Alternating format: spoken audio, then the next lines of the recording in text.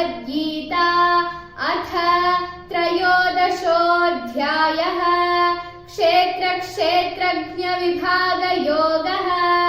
अर्जुन उवाच प्रकृतिं पुरुषं चैव क्षेत्रं क्षेत्रज्ञमेव च एतद्वेदितुमिच्छामि ज्ञानं ज्ञेयं च केशव।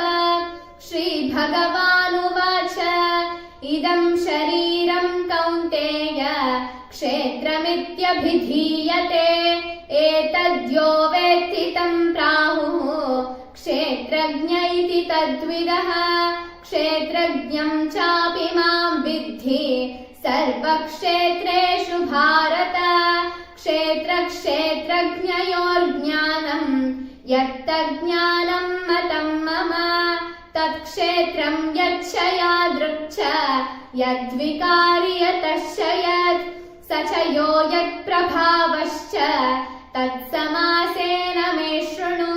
ऋषिभिर्बहुधा गीतं छन्दोभिर्विविधैः पृथक् ब्रह्मसूत्रपदैश्चैव हेतुमद्भिर्विनिश्चितैः। महाभूतान्यहङ्कारः बुद्धिरव्यक्तमेव च इन्द्रियाणि दशैकं च पञ्चचेन्द्रियगोचराः।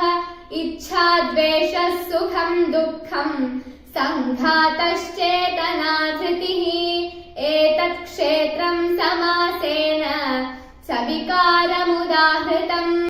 अमानित्वमदम्भित्वम् अहिंसा क्षान्तिराजवम् आचार्योपासनं शौचं स्थैर्यमात्मविनिग्रहः।